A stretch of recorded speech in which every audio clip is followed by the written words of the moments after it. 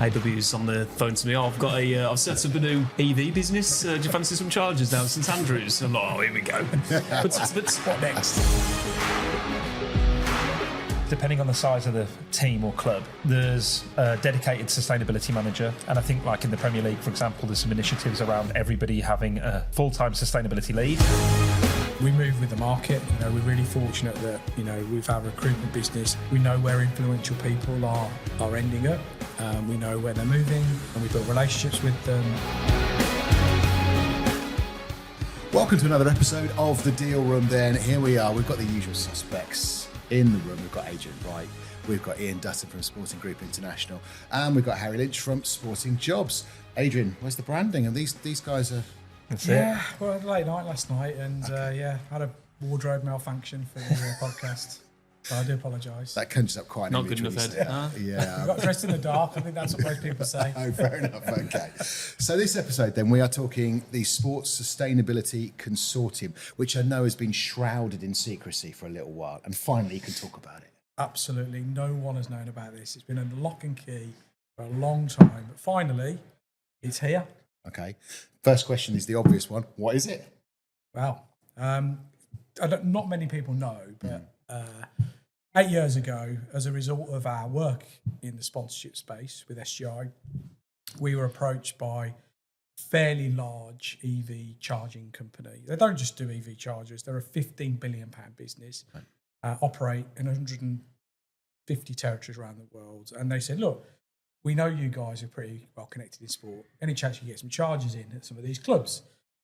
And we were like, oh, yeah, we could. So we ended up having quite a few conversations, but we were so early in the market. Right. Most football clubs were like, charges? No, not yet, maybe later. So cut a long story short, I thought, well, do you know what? Sport isn't going to be the market for that yet.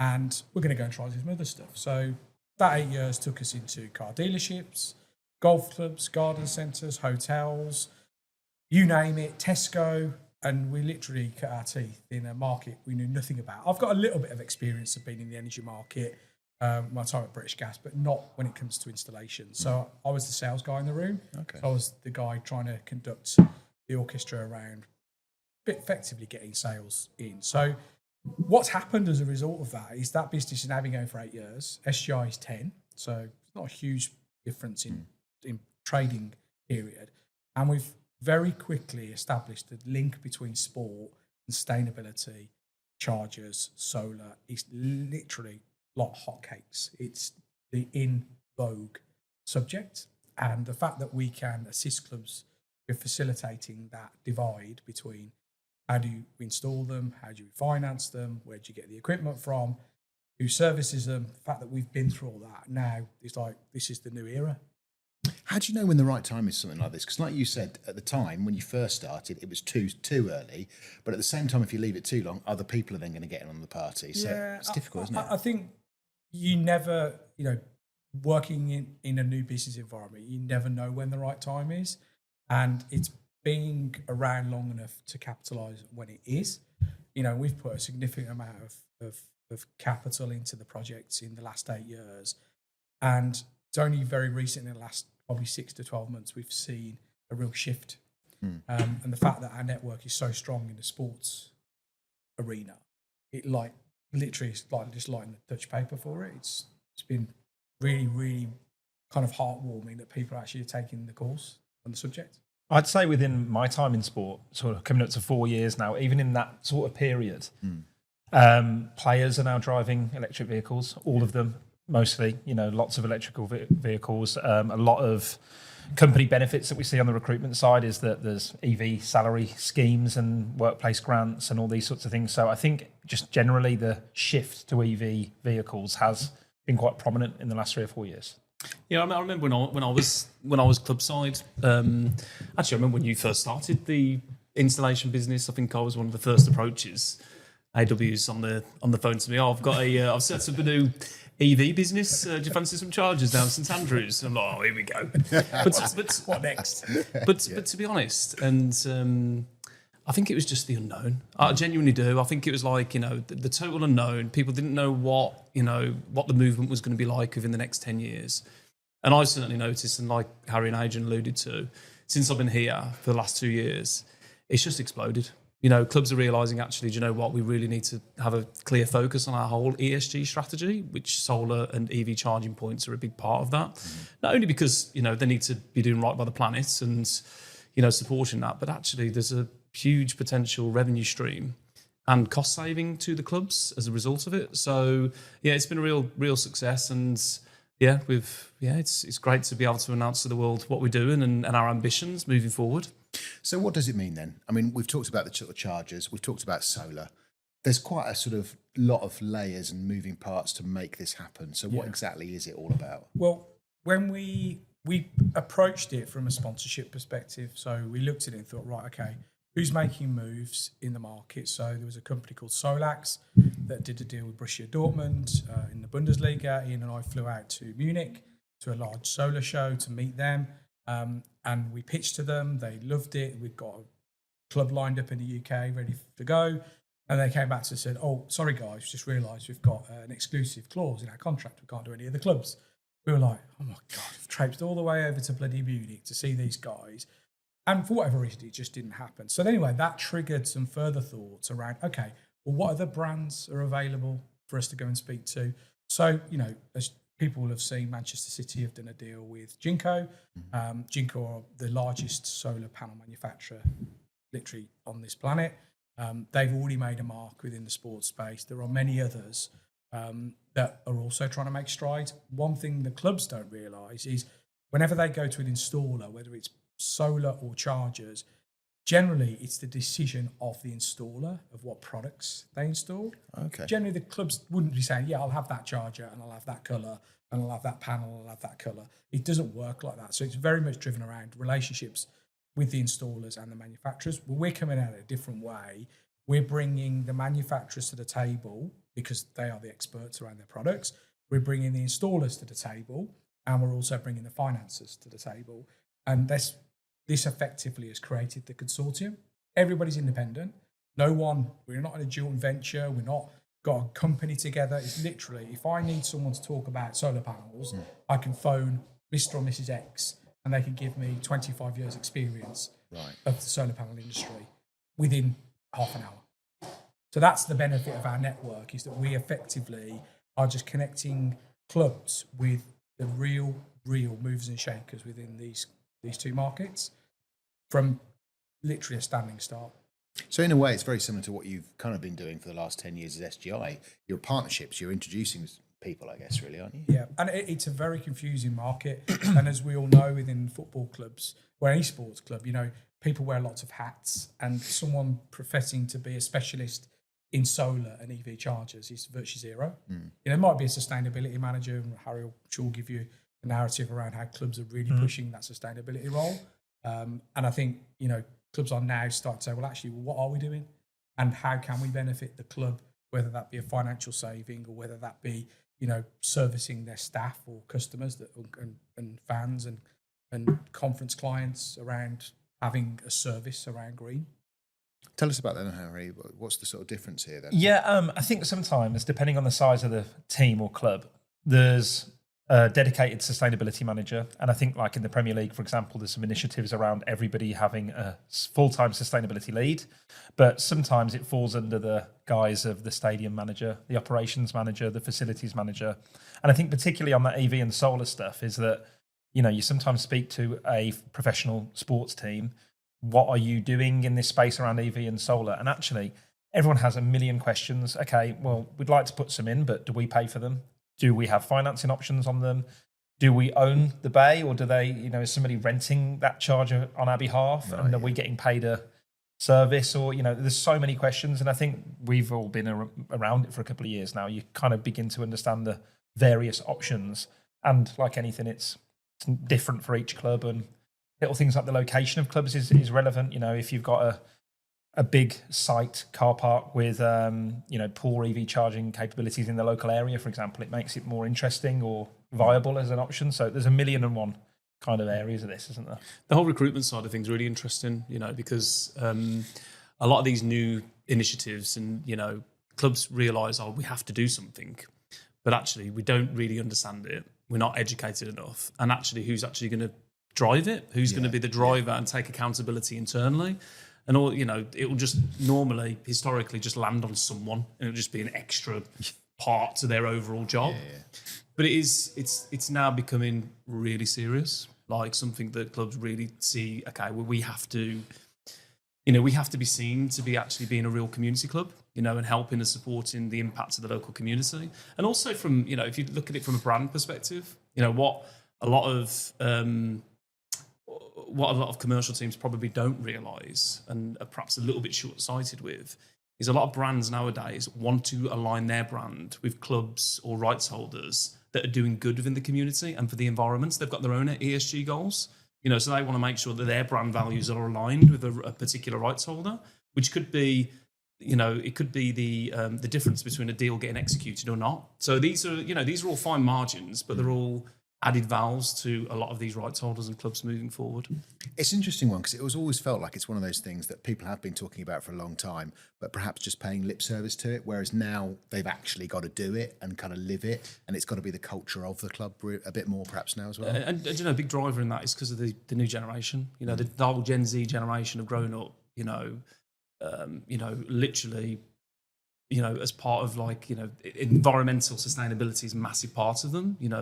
What they eat, the way the planet's looked after, all that kind of stuff is huge for them. So, and these are our leaders for the future. These are the people that are going to be running businesses for the future. So they're going to have their own values, and they're going to want to be bringing that into the brands themselves. And so it's just an evolution. It's changing, mindset's changing.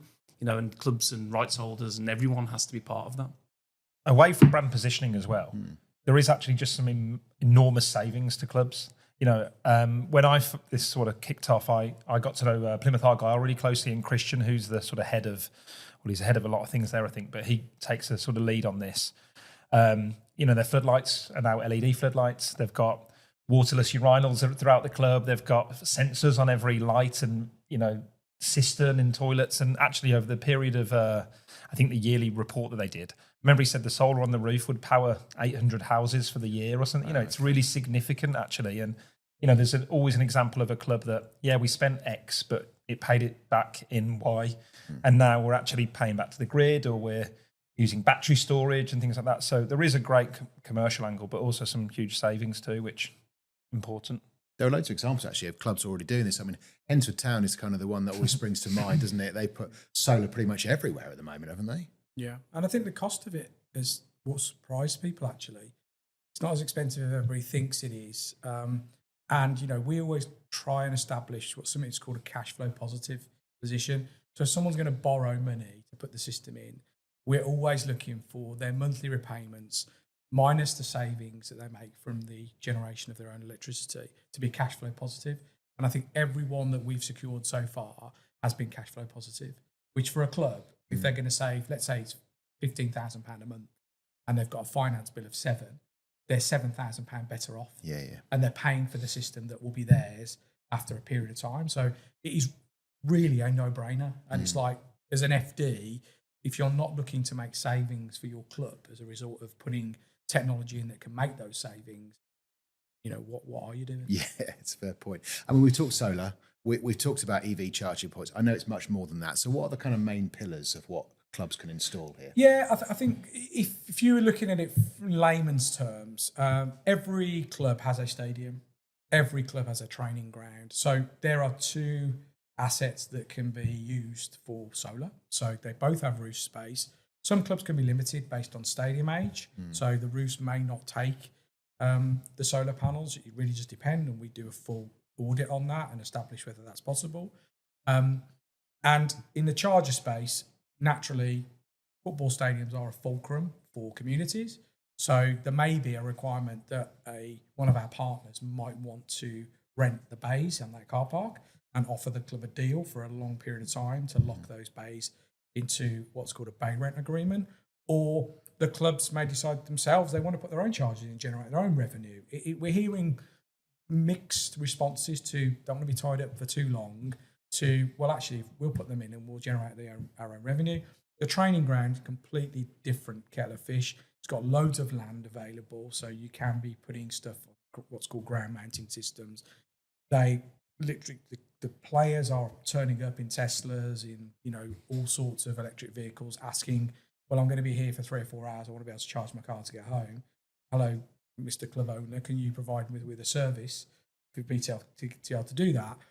So it's just varied, really. But I think a lot of clubs, until they actually see what a proposal looks like from a savings perspective, they've really got no idea of what actually can do for them. And I would say the majority of people we have sent proposals to have genuinely been surprised by the results that we've illustrated are possible.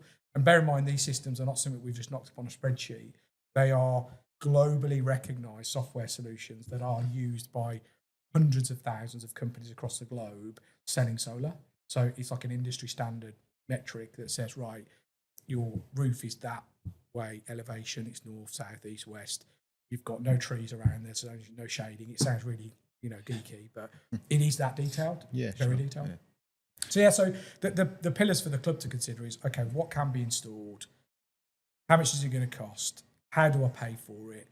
And ultimately, who's going to install it? And how are they going to back the installation and make sure that for the lifespan of the equipment, it's going to be serviceable and it's going to continue to be delivering those savings, or continually delivering the service to the drivers, whether it be public people coming to the stadium or staff and players coming to the training ground.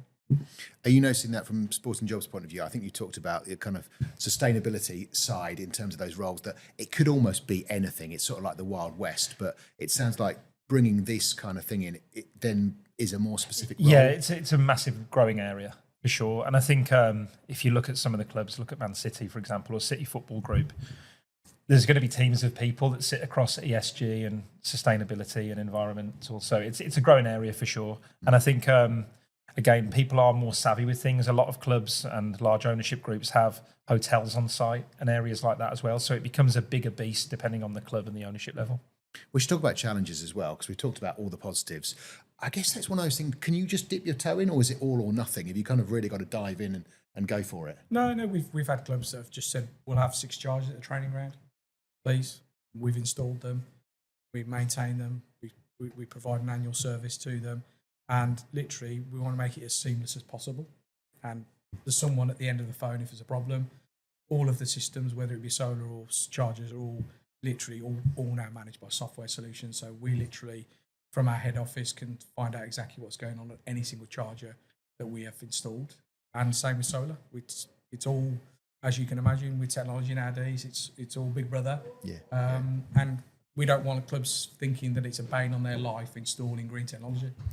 Yeah, don't worry, Adrian's not on the roof installing the He's not. panels. I'd love to have seen that. We've got a good group of people around us that literally are industry experts, and that counts for a lot. Okay, interesting.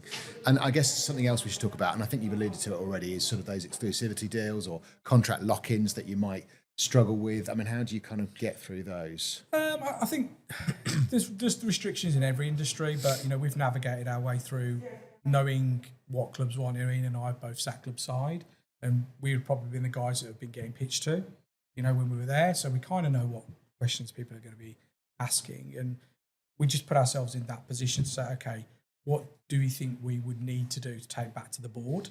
How will we proposition this to the board? And as long as it's very layman specific, it's all backed up by factual evidence. We've got case studies from stuff we've done with people that people can pick the phone up to and say, hello, Mr. Club X, can you guarantee that these guys are worth working with? And pretty much touch wood, most of the companies, all of the companies we dealt with would echo the fact that we do exactly what we say. Been around for 8 years, not 8 minutes or 8 months. Yeah. I think Aid's hit the nail on the head. We speak in layman's terms, but we know what we're talking about. We talk with a lot of credibility. We've been there, we've done it, we've delivered. We understand it from a club perspective.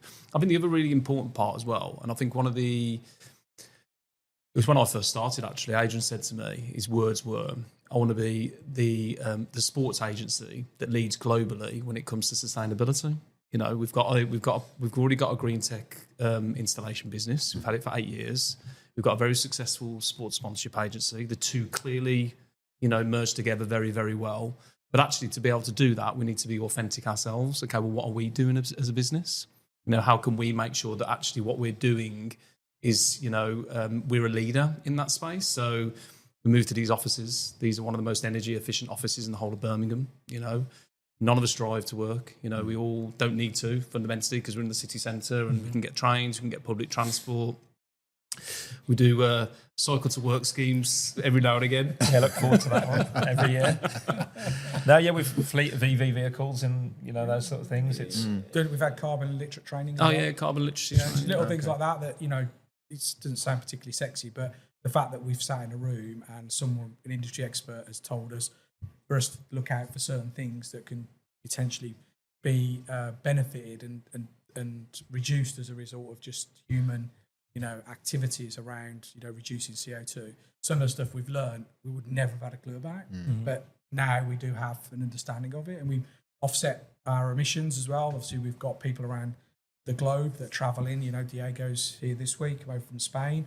You know, whatever we do from a travel perspective, whether that's going out of the UK or into the UK, we will offset. We'll pay an offset guarantee for the year for the company. You know, little things, you know, help, and you know, I'm always a believer in kind of like you need to prove, you know, you can do it before you can start preaching it. So, you know, we've done that, and you know, the 8 years has absolutely flown by, and what we've learned. You know, we're 8 years ahead of anybody else now in the sports sector. So, you know, that's going to literally get us quite far very quickly, because it's not the sort of thing you can learn overnight. Interesting time as well, isn't it? You know, we're not going into politics too much, but, you know, certainly energy prices are going to be on the rise, Sure. traditional Yeah, energy. So even if you, I mean, obviously there's the green side of it anyway and being more sustainable, but financially it makes even more sense than ever before, doesn't 100%. it? Well, if you're driving a petrol car now versus an EV, you know, Harry, good example, he's only just taken receipt as a new EV company car. He's not at the petrol pumps anymore. He's plugging his car in at home, and, you know, he's virtually kind of price inflation free. But, you know, I think the things that need to be considered is that there's also a requirement and reliance on grid supply. You know, if it's a football club, your training ground could run off grid for a period of time. That's quite an interesting discussion to have, that you aren't reliant on the grid, you know, for whatever reason. And not, at the end of the day, the world's a bit of a scary place at the moment. And, you know, whatever, and if it ever did happen that our energy infrastructure was kind of affected in some way, having supply of electricity generated by your own building sounds quite a good thing. And Plymouth is a good example. You know, Kristen will wax lyrically about what that solar does. Have a look on LinkedIn. He will actually post up some of the reports that the solar system's doing. He says literally they can't believe they didn't do it earlier. And a lot of clubs need to start dialing in on that. Ian mentioned it earlier as well, around like the importance of it to the Gen Z sort of part of the population. I'm not saying from a recruitment point that people are going, you know, what's this company's policy around this or that? But I think if you're joining a professional sports team or a big business, and they have a, you know, a policy around that, they have an interest in that space, it's a real mark of them as a company. It shows the direction they're headed in, if you know what I mean. I think it is an important thing to say. Are you getting to the stage of getting candidates going, it's not just about the pay packet, it's not just about that? We do want to know a bit more about in some scenarios, culture, yeah, really. Yeah. Interesting. So where we are with it, sport very much fits with this. It's not necessarily your most obvious choices in terms of partnering together, but actually it works very well. Yeah, and complete fortune more than strategy. You know, when someone like Delta Electronics knock your door and ask you 8 years ago, can you put some charges into football clubs? You kind of look back and think, well, that's a bit of a random conversation. But we ended up not setting up SGI EV or SGI Solar because obviously it's completely irrelevant to the sports business. But what we did see is a gap available in the market for other things away from sport that we've done, and we've cut our teeth on it.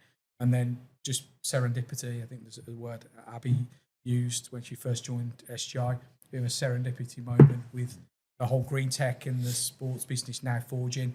And I would say, and the guys will probably echo this, that every single phone call we make to a club asking them about this subject, every single one says, yeah, we want to hear more. Or we've already done it. Well, they've done it, yeah. That's the other thing. I think the other one as well is the clubs are obviously, there's a lot more development going on at clubs nowadays. You know, people are, you know, a lot of clubs are, they feel like their infrastructure, they want to invest more, because they want to provide a better fan experience, all that kind of stuff. So they're building new stands, there's new grounds being built, as part of those new developments. It's literally like, it has to be done. You have to kind of like build these stands with that sort of solar EV charging space in mind, So, there's a lot going on at the moment. We should talk about the next 10 years then, the future. I mean, obviously 8 years ago, you kind of founded this company. It seemed too soon at the time, but now you're in a perfect position to kind of start rolling that out. And actually, talking of new stands, I mean, there's actually a lot of very old stadiums in just this country alone. So you think, well, they are going to get replaced eventually when they get to it. So how do you envisage the next 10 years looking for sport and this? I think, we move with the market. We're really fortunate that, with our recruitment business, we know where influential people are ending up. We know where they're moving. We know, and we build relationships with them. And for us, we always want our last project to be able to be given to someone else to consider. So if we have a case study that comes off the back of, we've got 3 or 4 installations that are live, that are taking place, that will be completed very soon, a promotional video around it, we'll have a case study, and someone can always pick the phone up to that club and say, how did you get on with this? Is it doing what you thought it was going to do? Any problems? And, as long as we deliver on what we say we're going to do, that process should be fairly seamless. It doesn't always go to plan. There's some bumps in the road in some of the installations, but we've got 8 years experience now to kind of see those before they happen, which is something we didn't have the benefit of when we first started.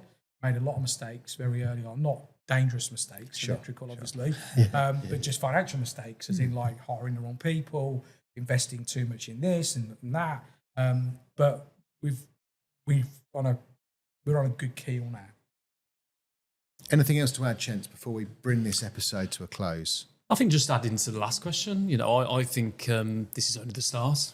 I think this is an area that's really going to explode over the next 10 years. I think a lot of clubs, rights holders, and not just sporting venues, I'm on about venues across the whole of the globe fundamentally. I think they're all becoming accustomed to the fact that actually, do you know what, having solar, having EV chargers, number one, the cost is coming down of the actual product itself, as Adrian's alluded to. There's obviously a lot of other cost benefits to actually having it installed anyway. It's benefiting the planet in lots of different ways.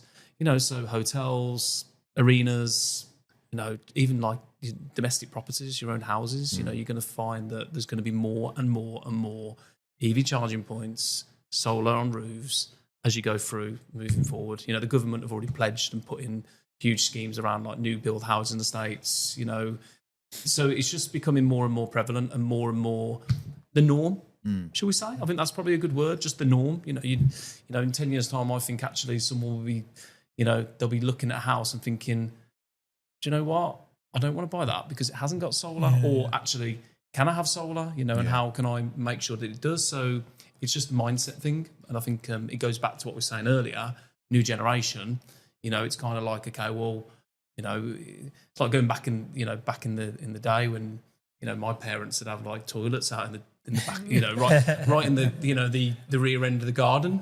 You'd have to go outside to go to the toilet. No, you wouldn't even look at that. But what I'm trying to say is it's evolution. Do you know what I mean? It's like that's what happens, and I think the younger generation, and not just the younger generation, I think everyone of today is realising that actually, do you know what, this is really important, and we've got to be part of this movement moving forward. Just finally on that as well, some sports lend themselves to solar. So I'm thinking even like big cricket grounds, there's so much land, golf courses, so much land and capacity for ground-mounted solar and things like that, race courses. We're seeing the rise of paddle at the moment. There's paddle courts going up everywhere. They're all going to have a couple of EV chargers in the car park and solar on the roof. Probably you can see it. So just I suppose anyone who picks this up and wants to have a chat with us about it, or definitely Adrian's diary's free, he's never doing any work. So.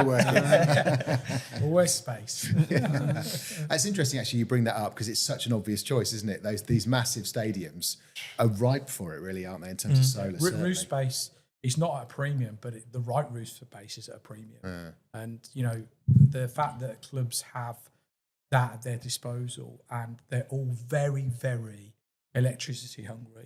The match day consumption of a professional football club is obscene. It is obscene, but it only happens 25, 30 times a year, so there's all that stuff that can be generated on the other times of year when it's not required, that you can sell it back to the grid and make some money. Really interesting subject, gentlemen. Thank you as always. Pleasure. Thanks Ed. ever so much, Ed. Cheers. Thank you. Thank you.